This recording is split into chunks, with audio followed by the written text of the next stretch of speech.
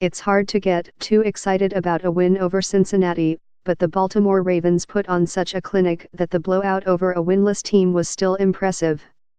While that result was predictable, Week 10 provided surprises, too. The Saints and the Chiefs lost, the Dolphins won, again, and 3 teams were forced to try a new starter at quarterback. Here's what we learned. Even the most confident teams can lose. Part 1. The Saints were 13-5-point favorites at home against the Falcons. Matt Ryan's health was uncertain as he was coming back from an ankle injury, and New Orleans, riding high with the return 2 weeks ago of Drew Brees, had not lost since Week 2. In a wholly improbable result that qualified as the biggest betting upset of the 2019 season, the Falcons thoroughly humiliated the Saints, looking better on both sides of the ball in a 26-9 win. Even the most confident teams can lose. Part 2. Too much fanfare. Patrick Mahomes of the Chiefs was declared healthy enough to play this week, and he showed his scary knee injury was behind him as he shredded Tennessee's defense to the tune of 446 passing yards and 3 touchdowns. He had Kansas City up by 9 points in the fourth quarter, then watched that lead simply slip away. The Chiefs, who won last week on a last-second field goal by Harrison Butker, lost on Sunday, 35-32, when Butker's 52-yard attempt to tie the game was blocked as time expired. Wawawawuo at LJ_era8 is a magician. pic.twitter.com/jppdxs4uej. The Ravens can do anything. A week after Lamar Jackson and Mark Ingram ran right over the Patriots, Jackson showed off his passing ability in a 49-13 blowout of Cincinnati. With 3 touchdown passes and just 2 incompletions, Jackson recorded his second perfect, 158.3, passer rating of the season, matching the record set by Ben Roethlisberger in 2007.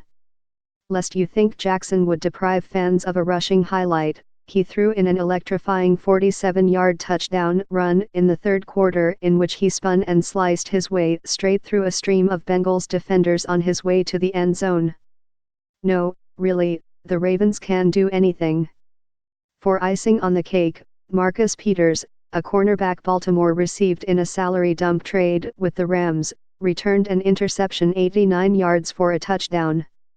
Peters has 2 pick-sixes in 3 games for the Ravens and 3 for the season, leaving him 1 short of the N.F.L. record of 4 with 7 games left to play. Not all backup quarterbacks are created equal. It has been a big year for second-string quarterbacks, with Teddy Bridgewater of the Saints, Kyle Allen of the Panthers, Mason Rudolph of the Steelers and others stepping up to deliver some huge performances. 3 new second-stringers got a chance to start this week, bringing the season total to 51 quarterbacks to start at least 1 game, but all 3 lost. Ryan Finley threw 1 touchdown and did little else in Cincinnati's loss to Baltimore. Jeff Driscoll, forced into an emergency start for Detroit, was thoroughly outplayed by Chicago's Mitchell Trubisky.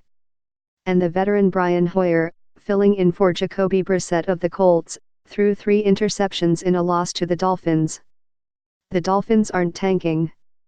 If it seems like it was a little over a week ago people that were speculating if Miami was the worst team in NFL history, that's because it was. Now, thanks to a rapidly improving defense and some fairly weak opposition, Miami is inexplicably on a 2-game winning streak. Sunday's win over Indianapolis was a nail-biter. It involved some serious help from Hoyer, including a turnover on downs in the final minute where a 4th down attempt was thrown well short of first down distance, but the Dolphins looked positive, plucky, and have the best record in the AFC East over the last 2 weeks. Kyler Murray's timing could be better. The Cardinals quarterback set an NFL rookie record in the first quarter when he threw his 177th consecutive pass without an interception. The streak reached 211 passes, but ended in spectacular fashion. Arizona was leading, 27-23, in the fourth quarter when Murray attempted a pass in the red zone to Trent Sherfield.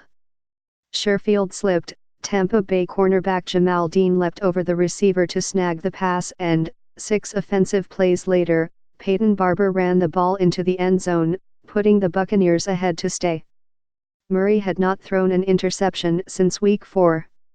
It's easy to write off Jackson's matching set of games with a perfect passer rating when you consider they came in blowouts against Miami and Cincinnati, but only one other quarterback, Ben Roethlisberger, had ever accomplished the feat twice in a season, and presumably some of the other quarterbacks in NFL history have also faced two bad teams. When Henry has things working, there are few running backs as explosive.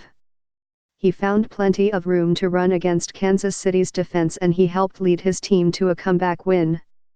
Tyreek Hill, Michael Thomas and Amari Cooper all topped Kirk in receptions and receiving yards, but it's hard to ignore Kirk's 3 touchdowns, especially his 69-yard scamper in the third quarter.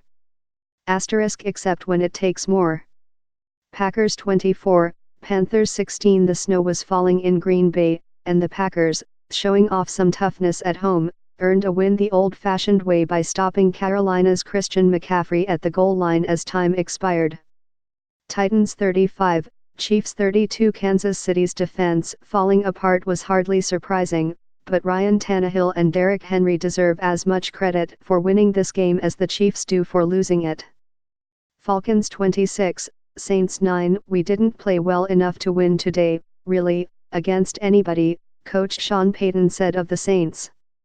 Steelers 17, Rams 12. It wasn't pretty to watch, but Pittsburgh grinned out an impressive win, forcing 4 turnovers and showing some serious confidence by throwing for a conversion on a 4th and short to help set up a field goal in the fourth quarter.